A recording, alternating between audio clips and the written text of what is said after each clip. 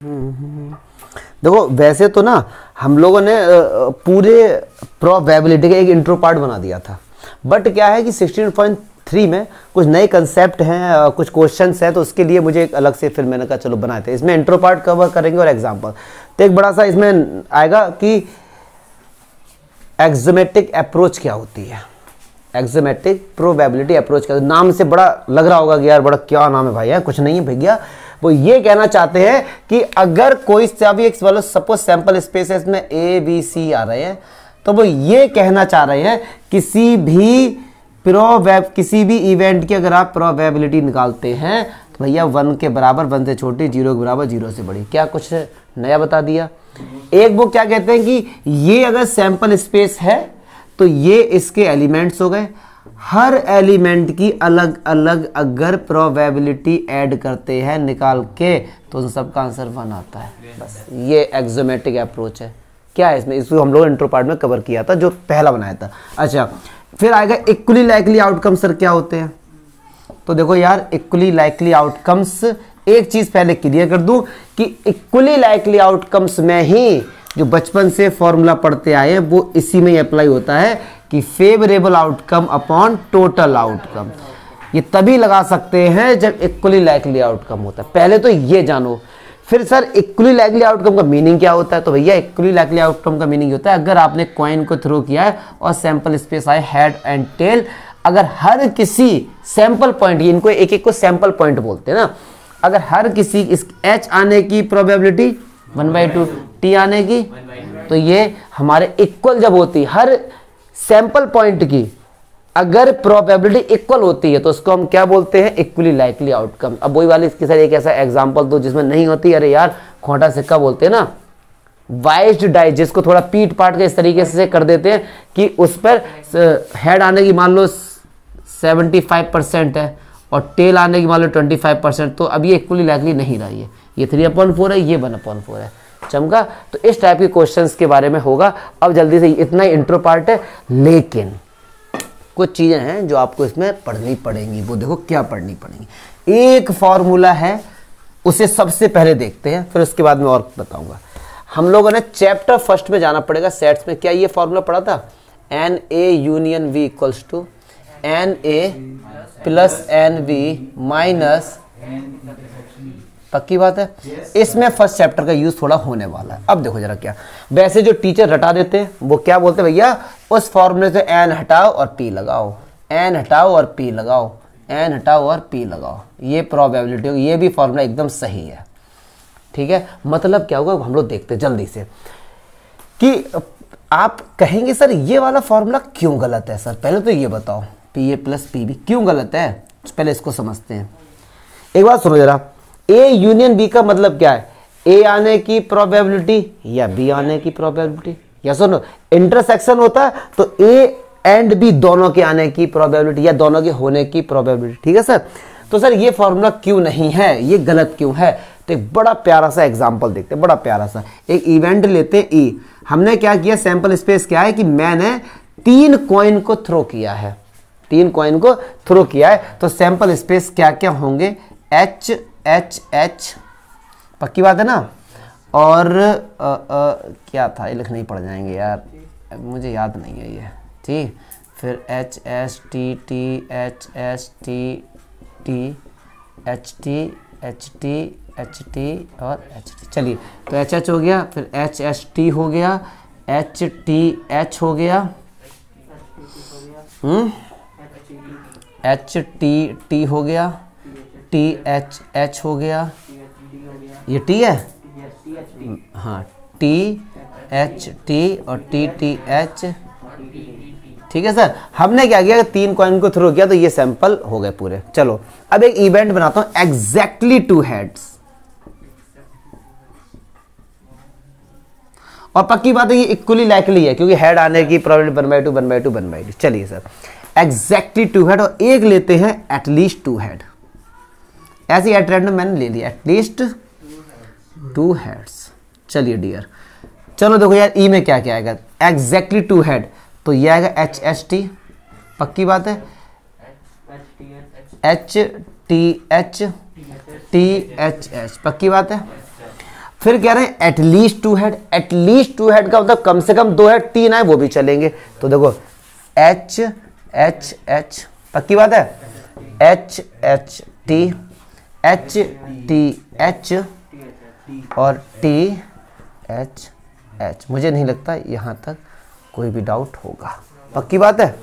चलिए अच्छा, अब मैं आपसे कहता हूँ चलो पीई निकालो। तो देखो पी कैसे निकालेंगे, कितने 1 2 3 है तो 3/8, ये टोटल तो 8 है ये, ठीक है। पी एफ तो भैया 4/8, मतलब छोड़ो। अच्छा अब मैं आपसे कहता हूँ ई यूनियन एफ बताओ क्या होगा, ई यूनियन एफ। तो देखो जो दोनों में कॉमन आता है और जो नहीं होता सबको लिख दो, मतलब तो देखो क्या क्या आएगा इसमें, देखिए क्या क्या आएगा इसमें। चलिए तो एच एच एच जो कॉमन होता है उसको एक बार लिखते हैं, एच एच टी और एच टी एच और टी एच एच, पक्की बात है ना। चलिए अब ये अगर मैं ये निकलवाता आपसे तो आप क्या कहते, 4/8, यस और नो, यही तो कहते फिर आप 4/8। अब ये देखो इन दोनों का सम करो, क्या 4/8 आ रहा है, नहीं आ रहा है, नहीं आ रहा है ना, पक्की बात है ना। तो इसका मतलब ये तो पक्का हो गया कि ये तो लिख नहीं सकते, बात समझ आ रही ना, ये तो लिख नहीं सकते कि P E union F equals to P E plus P F, तो लिख ही नहीं सकते क्योंकि कहां बराबर आ रहा है, बात समझ। अब सर क्यों नहीं लिख सकते, अब सुनो जरा, क्या जब आपने निकाला पीई तो देखो इसमें ये भी आ गया, ये भी आ गया, ये भी आ गया। जब आपने निकाला पी एफ तो ये इसमें भी आ गया, इसमें भी आ गया, इसमें भी आ गया, 2 बार निकल गया ना। तो क्या इसको माइनस नहीं करोगे जो कॉमन होगा, तो कॉमन वाले को क्या कर देते हैं, माइनस कर देते हैं। आई बात समझ में, बस मैंने ये बता दिया कि ये फॉर्मूला यहाँ से आया, एक एग्जांपल के थ्रू मैंने समझा दिया, क्लियर है। तो ये फॉर्मूला एकदम ठीक है आपका, आई बात समझ में। अब क्या होता है, अगर किसी ने आपसे ये पूछा पी ए डैश तो क्या होगा, 1 - पी ए, बच्चों वाली बातें हैं। अब एक होता है डिमॉर्गन्स लॉ, क्या होता है, अब मैं किसी का प्रूफ नहीं बताऊंगा, डायरेक्ट समझते चलेंगे। तो वो ये कहते हैं, तो वो ये कहते हैं पी, जो पूरे फर्स्ट चैप्टर में थे एन हटाओ और पी लगा दो बस। अब इसका मीनिंग समझो हर जरा क्या कि सर ये कब लगाएंगे, प्रोबेबिलिटी में कैसे पहचानेंगे। तो वो बोलेंगे कि ए भी ना हो और बी भी ना हो, उसके होने की प्रोबेबिलिटी क्या है, कि ए भी ना इवेंट हो और बी भी नहीं हो पाए, तो इसके होने की प्रोबेबिलिटी क्या है। तो उसको इस तरीके, तो ये वाला फॉर्मूला लगाएंगे और सॉल्व इस तरीके से करेंगे। फिर वो कहते हैं ए भी ना हो बी भी ना हो, या ए भी ना हो या फिर बी भी ना हो, तो इसको क्या सॉल्व करेंगे इस तरीके से। आ रही बात समझ में, पक्की बात है। तो ये फॉर्मूले हैं कुछ, एक और है डिमॉर्गन्स लॉ में, वो ये हो जाता है P A union B union C. तो बहुत अच्छे से याद होगा, एन वाला पूरा फॉर्मूला वो भी यहीं से प्रूफ हो जाएगा। P A P B plus P C minus P A intersection B minus P B intersection C minus P A intersection C plus P A intersection B intersection C. ये एक है, ऐसा नहीं हाथ तक छोड़ दिया, पूरा यही है, ठीक है। तो ये 3 वाले फॉर्मूले हो गए, आया समझ में। एक नॉलेज के लिए जो आपको याद रखना है 12th क्लास तक, जब तक आप प्रोबेबिलिटी ना पढ़ लें, ए माइनस बी, बी माइनस ए और ए इंटरसेक्शन बी, ये 3 ऐसे सेट हैं कि ये आपस में म्यूचुअली एक्सक्लूसिव होते हैं, म्यूचुअली एक्सक्लूसिव होते हैं, मतलब इनके बीच में कभी कुछ भी कॉमन नहीं होता है, इनके बीच में कभी कुछ भी कॉमन नहीं होता। बात समझ आ रही है। अगर इसके बीच में इंटरसेक्शन होगा तो आंसर 5 आएगा, इसके बीच में इंटरसेक्शन होगा तो आंसर 5 आएगा, इसके बीच में होगा तो आंसर 5 आएगा। बात समझ आ रही है, पक्की बात है। तो लोगों ने एक फॉर्मूला बना दिया, मैं तो उसको फॉर्मूला नहीं मानता हूं, उन्होंने ये बना दिया कि ए यूनियन बी को हम ऐसे भी लिख सकते हैं, फिर A minus B union B minus A union A intersection B. अब बहुत से बच्चे इसका रट्टा मारते, क्या सुनो, अच्छा इनके बीच में कुछ भी कॉमन नहीं है, सपोज यहाँ 1 है, यहाँ 2 है, यहाँ 3 है, तो ए यूनियन बी में क्या होता है, जो कॉमन है उनको एक बार और सभी को लिख दो, तो इनके बीच में यूनियन लगा दे, कुछ भी कॉमन नहीं, तो इसका आंसर 1 2 3 आ जाएगा, ठीक है। तो इससे इसका रट्टा नहीं मारना, बस ये याद रखना कि ये आपस में क्या होते हैं। चलो अब देखो कुछ फॉर्मूले लोग बना देते हैं और बहुत से लोग उसका रट्टा मारते हैं। जैसे अब आप कहेंगे सर कैसे, तो देखो ऐसे, probability of A minus B. तो इसको मैं ऐसे लिखूंगा। अब आप कहेंगे सर ये क्या, हमको क्या ये याद करना? अगर आपने ये याद किया तो सोलो आप मैथ्स नहीं पढ़ रहे। फिर सुनो इसका मीनिंग क्या हुआ। थोड़ा जाना पड़ेगा क्लास 11 चैप्टर फर्स्ट में। वेन डायग्राम सुना लग रहा है, भूल गए? क्या होता था, ये ए होता था और ये बी होता था। ए माइनस बी का मीनिंग क्या होता है? ए में से बी के सारे एलिमेंट हटा दो। मतलब ये बात कर रहे हैं इस पोर्शन की, क्योंकि ये तो कॉमन है। तो इसको मैंने कैसे लिखा? पी ए का मतलब पूरा हो गया ये, और उसमें इंटरसेक्शन वाला हटा दिया। बात समझो ना। बहुत से बच्चे इसका रट्टा मारते हैं। रट्टा क्यों मार रहे हो यार? रट्टा नहीं मारना। हाँ, इसको आगे इसी फॉर्मूले को ये भी लिख देते हैं, P A intersection B dash. अब फिर रट्टा मारेंगे, सर ये क्या लिख दिया आपने? अरे कुछ नहीं लिखा यार, A B dash. B dash का मतलब क्या था? इस पूरे में से बी को हटा दो तो पक्की बात यही तो आ जाएगा। क्लियर है? तो पी ए माइनस बी का फॉर्मूला होता है P A minus P A intersection B, या फिर P A intersection B dash. बात समझ आ रही? एक दो फॉर्मूले वाले इनको लिख लो, फिर आगे बढ़ते हैं। दो एग्जाम्पल 9। अब देखो जरा ध्यान से, इसमें कह रहे हैं कि भैया एक सैंपल स्पेस है, वो कुछ इस तरीके से दिया गया है। Omega 1, omega 2, omega 3, omega 4, omega 5 और ओमेगा 6। आप जानते हैं ना ओमेगा क्या होता है? ग्रीक लैंग्वेज में सबसे एंड में आता है। जैसे ABCD होते इंग्लिश अल्फाबेट, ऐसे ही ग्रीक के होते अल्फा बीटा गामा चीटा साई, सबसे एंड में आता है ओमेगा। ठीक है? तो ये सैंपल स्पेस 6 है। अब हर किसी की इन्होंने प्रोबेबिलिटी दी है अलग अलग केस में। पहला केस है 1/6, 1/6, 1/6, 1/6, 1/6, 1/6। अब आपको ये चेक करना है क्या ऐसा वैलिड है या फिर नहीं है। तो दो चीजें दिमाग में रखनी है, क्या कोई भी प्रोबेबिलिटी नेगेटिव है? नहीं है। क्या इनका सम करने पे आंसर +1 आ रहा है? हाँ जी भैया बिल्कुल आ रहा है। तो पहला वाला केस क्या है? वैलिड है, ऐसा हो सकता है। मतलब सेकंड क्या कह रहे हैं कि 1 0 0 0 0 प्रोबेबिलिटी 0 भी होती है 1 भी होती है, और इन सबका सम करो तो 1 आएगा, तो ये भी वैलिड है। मतलब ठीक है, ऐसा हमको बताता है एक्सोमेट्रिक प्रोबेबिलिटी अप्रोच ने। थर्ड पार्ट देखते हैं, 1/8, 2/3, 1/3, 1/3, -1/4, -1/3। सुनो, हो सकता है इसका सम करने पे आंसर बनाए, हो सकता है बनाए, लेकिन ये नहीं हो सकती, क्योंकि प्रोबेबिलिटी कभी भी नेगेटिव नहीं होती है। आ रही ना बात समझ है? मैंने आपसे कहा कि एक इवेंट की मान लो 1/2 है, दूसरे की 1/2 है, और फिर इसकी मान लो मैंने कहा मान लो -1 है और 1 है। अब आप कहेंगे सर इसको ऐड करो, भैया ऐड करने पे 1 आ रहा है, लेकिन ये प्रोबेबिलिटी नहीं हो सकती कि माइनस में कैसे आ सकती है प्रोबेबिलिटी। ठीक है, डी पॉइंट कह रहे हैं भैया 1/12, 1/12। अब ये भी नहीं हो सकता। पूछो क्यों? क्योंकि एक केस में 3/2 है, मतलब इसकी प्रोबेबिलिटी 1.5, 1 से अधिक हो गई, ऐसा भी नहीं हो सकता। प्रोबेबिलिटी हमेशा मैक्सिमम 1 हो सकती है। ठीक है, ई केस में देखो इन सबको सम करो, इसका सम अगर 1 से ज्यादा ही आ रहा है, पक्की बात है, तो ये भी नहीं हो सकता। क्लियर है? पक्की बात है, समझ गए ना? चलिए नेक्स्ट एग्जांपल देखते हैं भैया, 9 के बाद 10। चलिए 10 देखते हैं। कह रहे 1 card is drawn from a well सफल। अरे भैया ये एक पत्ते वाला क्वेश्चन आ गया, तो जल्दी से पत्तों का जो है लेखा जोखा बना देता हूँ। लेके आओगे आप लोग? निकाल लो, चलो तो फेंट लो बढ़िया से। हाँ देखा, शुरू हो गए। चलो देखो 52 डेक ऑफ कार्ड्स होते हैं, पक्की बात है। इसमें 26 पार्ट में डिवाइड होता है। 26 क्या होते हैं? ब्लैक, और 26 क्या होते हैं? रेड। आज मैंने खड़ा पैसा लगाया है तो भैया मैं रेड लूंगा, फिर इसको 26 रेड। अच्छा, फिर ये 13 पार्ट्स में डिवाइड होते हैं। ये 13 और ये 13, और ये भी 13 पार्ट्स में डिवाइड होते हैं। अच्छा, हाँ सही कह रहे हैं। अब चलो देखो, अब याद करने का तरीका BS 13 spades, RDX ESC club, क्योंकि अब 13 डायमंड्स और हार्ट भी होंगे, तो ऐसा मत करना डायमंड ब्लैक में लिख देना, ठीक है, और हार्ट। और वैसे पक्की बात है हार्ट तो लाल ही होता है ना, अगर नहीं अगर डायमंड मतलब हार्ट किसी का निकालो लाल ही तो आएगा, भले अंदर वो कितना भी काला हो। चलो ये आपका एक्सपेरिमेंट, आप लोग हार्ट निकाल के लाएंगे कल आपका ये, ठीक है। अब ये होगा इस तरीके से, बस बात नहीं करो बेटा। फिर ये 13 पार्ट में कैसे डिवाइड होते हैं?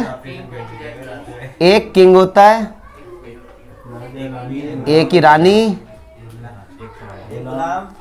गुलाम, जैक,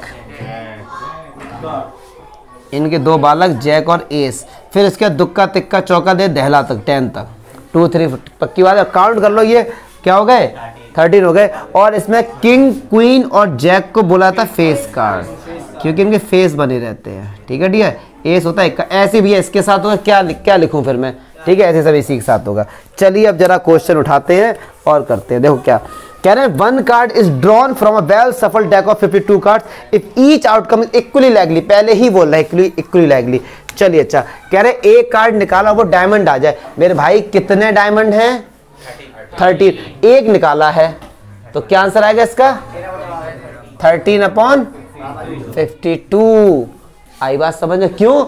एक कार्ड निकाला वो डायमंड है, तो देखो प्रोबेबिलिटी ऑफ इवेंट क्या होता है? Favourable outcome upon total. आप क्या चीज चाहते हैं ऊपर आए? डायमंड आए। डायमंड कितने हैं? 13 और टोटल कितने हैं? 52। आप इसको ऐसे भी कर सकते थे परम्यूटेशन और कॉम्बिनेशन से कि डायमंड कितने? 13 और कितने सिलेक्ट किए हैं? एक अपॉन टोटल कितने? 52। उसमें से क्या आएगा? एक। तो भी आंसर यही आएगा। ठीक है, दोनों से कर सकते थे। अब सुनो, ये कह रहे हैं एक कार्ड निकालो वो एस ना हो। वो क्या ना हो? एस ना हो। अगर आपको कंफ्यूजन हो, अगर हो रही है, तो एक बात बताओ, मैंने एक कार्ड निकाला और वो एस हो, इसकी प्रोबेबिलिटी क्या होगी? तो टोटल एस कितने होते? 4/13। लेकिन ये तो एस आने की है, एस ना आने की, एस ना आने की 1 से माइनस कर देना। पक्की बात। क्यों? अगर 4 एस हैं और वो कह रहा है एस ना आए, तो पक्की बात है 48 ही होंगे। ठीक है, ठीक है। चलिए, कह रहे हैं ब्लैक कार्ड। क्या कह रहे हैं? Black card. भैया ब्लैक कार्ड कितने होते हैं? 26। फिर कह रहे हैं नॉट अ डायमंड, डायमंड ना हो। अच्छा, ये आया था डायमंड आने की, नॉट डायमंड 1 से माइनस कर दे। सिंपल सी। क्या हो गया सर तुझे? नॉट अ ब्लैक कार्ड, ये ब्लैक कार्ड आने की 1 से माइनस कर देना यार। सिंपल सा झमेला, हटाओ, ये आ गया। अर्चू क्या हो गया? टेंशन सी लग रही कुछ तो। एग्जाम्पल 11 देखते हैं। कह रहा है कि a bag contains 9 disc of 4 red 3 blue 2 yellow. अब देखो यार, चलो कितनी रेड है? 4 रेड है, 3 ब्लू है और 2 येलो है। चलिए, और साथ सिमिलर साहब ये बताना पड़ेगा कि आइडेंटिकल है। ठीक है, ये इनकी ड्यूटी थी। अब from the bag calculate the probability it will be. तुझे पता नहीं कि क्लास चल रही है? देखो बता लगा। अब देखो जरा, अब कह रहे हैं एक डिश इसमें से निकाली गई है, तो क्या प्रोबेबिलिटी है कि वो रेड होगी? तो भैया रेड कितनी है? 4 और टोटल कितनी? 4 3 7 2 9। पक्की बात है। चलिए, फिर कह रहे हैं एक बॉल निकाली वो येलो हो। भैया येलो कितनी है? 2 और टोटल कितनी है? 9। ब्लू कितनी है भैया? 3 और 9। नॉट ब्लू 1 से माइनस कर देना। पार्ट तो अगला है, मजा तो इसमें आएगा हर्ष। देखो इसके चक्कर में मैंने ये पूरा क्वेश्चन कराया, इधर रेड और ब्लू। अब देखो कंफ्यूजन। अरे यार, ब्लू की स्पेलिंग तो आनी चाहिए थी मुझे, ब्लू। चलिए, कह रहे एक बॉल निकाल ली है, सही बात है। या तो वो कह रहे क्या प्रोबेबिलिटी है, या तो वो रेड हो या फिर वो ब्लू हो। तो इसका मतलब मैंने कहा सपोज रेड आने की प्रोबेबिलिटी आर ओके होता है, ब्लू आने की बी। और यूनियन क्यों आया बीच में? क्योंकि और आ रहा है ना। एंड का मतलब दोनों एक साथ, और का मीनिंग समझो, या फिर ये या फिर ये। ठीक है, तो इसका जो अभी फॉर्मूला हम लोगों ने पढ़ा था डियर, वो ये पढ़ा था। पक्की बात है। अब चलिए देखते हैं। अच्छा, आर आने की प्रोबेबिलिटी 4/9 प्लस ब्लू बॉल आने की प्रोबेबिलिटी 3/9। भैया इसकी बता दो क्या होगी? बताओ क्या होगा ये? अब सुनो, तुम हो बेवकूफ, पूछो क्यों? आर बी का मतलब क्या होगा? मतलब आर भी आ जाए और बी भी आ जाए। यस और नो, दोनों एक साथ आए, लेकिन बॉल तुम एक ही निकाल रहे हैं।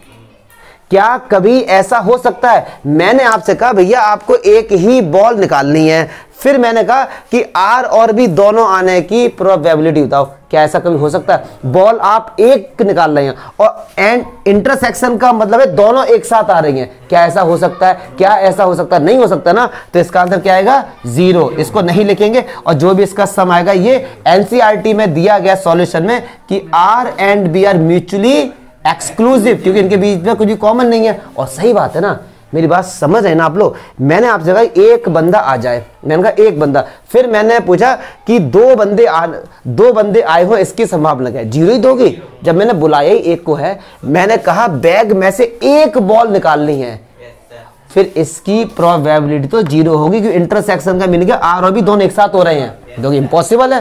तो यहाँ पे ये मेंशन कर सकते हैं। क्लियर है? हटाओ इसे। अच्छा, तो सर क्वेश्चन बहुत लेंदी था, इसलिए मैंने केवल डाटा लिखा, समझेंगे केवल क्या क्वेश्चन बोलना चाह रहा है। देखते हैं जरा, मोस्ट इंपॉर्टेंट क्वेश्चन है ये। कह रहे हैं दो स्टूडेंट्स हैं, एक का नाम अनिल है, एक का नाम आशमा है, और इन्होंने एक एग्जाम में बैठे हैं। तो भैया अनिल के पास होने की प्रोबेबिलिटी है 0.05, मतलब गधा है पढ़ने में ये, पास होने की जब ये, ठीक है।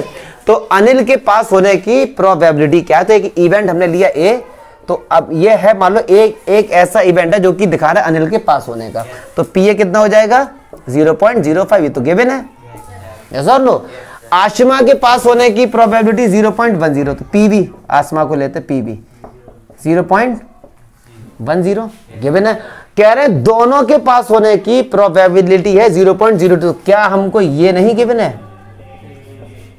क्या हमको ये नहीं गिवन है? दोनों पास हो जाएंगे, मतलब दोनों पास हो जाएंगे। तो ये अब देखो पहला क्या बोल रहा है, कह रहा है both will not qualify the examination.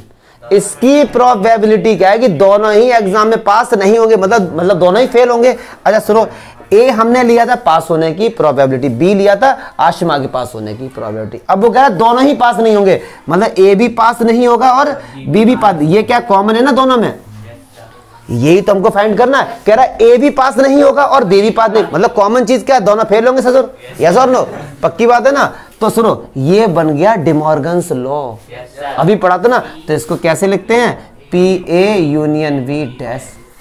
अब अगर मैं इसको ऐसे लिखूं तो कोई बुराई वाली बात है क्या? ऐसे लिखूं तो अब आप कहेंगे सर कैसे? तो यार अभी मैंने बताया था P A dash equal to 1 minus P A, ठीक है ना? जो भी होता है 1 से वो कर देते हैं। चलिए अच्छा, इसका फॉर्मूला अभी हमने पढ़ा है P A plus P B minus P A intersection B. चमका भैया, सबकी वैल्यू गिवन है। पी ए कितना है? 0.05, पी बी कितना है? 0.10 माइनस। अब जल्दी से कोई बच्चा पीछे से आंसर देख के बता दे, क्योंकि कैलकुलेशन हम यहाँ पे करना नहीं बैठे। अरे आंसर सॉल्व करके बताओ ना, माइनस कर पूरा 0.87। ठीक है, तो ये पहले वाले का आंसर हो गया। क्लियर है? पक्की बात है। चलिए दूसरा, अब देखो दूसरा, देखो क्या कह रहे हैं। कह रहे हैं at least one of them will not qualify the exam. अब देखो आगे इधर कह रहे हैं कम से कम एक बंदा तो क्वालिफाई नहीं कर पाए। अब आंसर बता रहा है मुझे, 83 क्यों होगा बताओ यार? चलो छोड़ो यार, छोड़ो, कंसेप्ट समझो। प्लस माइनस हमारा गलत है तो उसमें भी आप माइंड मत किया करो, मेरा काम है ये चीज समझाना, ये तो खुद करो यार। At least one of them will not qualify, कम से कम एक बच्चा तो दो। नॉट क्वालिफाई का मीनिंग फेल ही तो होगा। कह रहे कम से कम एक बच्चा फेल हो, या फिर दोनों भी हो सकते हैं। बात समझ आ रही है? बात समझ आ रही है? इसको मैं एक लाइन में आंसर लिखूंगा, अगली लाइन में सीधा आंसर ही आएगा इसका। इसी लॉजिक समझो क्या है। कह रहे हैं कि उसकी प्रोबेबिलिटी बताओ कि कम से कम एक बच्चा तो फेल हो, मतलब दोनों भी फेल होंगे, वो भी तो इसमें लेंगे। यस और नो? तो इसमें हम क्या नहीं लेंगे? इसमें हम उसको नहीं लेंगे जिसमें दोनों पास हो रहे हैं। बात समझ आ रही है? सुनो ध्यान से, क्या कह रहा है कि at least one of them will not qualify the exam, मतलब उसकी प्रोबेबिलिटी बताओ कि कम से कम एक बच्चा तो फेल हो रहा हो या फिर दोनों हो रहे हो। कम से कम एक बच्चा तो फेल है, तो कैसे ऐसे हम लोग लिख सकते हैं 1 minus P both will pass. Yes और नो? यही चीज तो माइनस कर देंगे कि बोथ विल पास में तो दोनों पास हो रहे हैं, बस इसी कंडीशन को इसमें नहीं लेंगे, बाकी सबको लेंगे। बात समझ आ रही है? और बोथ विल पास का हमको पता है क्या है, 0.02.98। आ गया एक लाइन में आंसर। या फिर एक और तरीका है, एक और तरीका, ये देसी तरीका आएगा। अब देखो ये लॉजिक हो गया, अगला देसी है। क्या बोला गया है कि कम से कम एक बच्चा तो फेल हो। अब देखो क्या क्या हो सकता है। हो सकता है अनिल पास हो गया हो, लड़की लुढ़क गई हो, एक तरीका ये भी हो सकता है। या फिर अनिल के आगे वाला एब्सेंट होगा तो अनिल फेल हो गया होगा, लड़की पास हो गई हो। या फिर हो सकता है भैया दोनों ही फेल हो गए। यही तो कंडीशन बन सकती हैं। यस और नो। अब इसको सॉल्व करके दिखा तो आंसर यही आएगा। देखो जरा कैसे, इसको अभी मैंने बताया था, इस वाले को अभी मैंने बताया था कैसे लिखते हैं, P A minus P intersection भी। देख लो ध्यान से जाके, अभी बताया था ये। इसका ये हो गया, और का मतलब प्लस होता है, याद रखना। इसको कैसे लिखेंगे, P B minus P intersection B plus. अच्छा इसको तो सॉल्व किया है, इसको तो सॉल्व किया 0.87।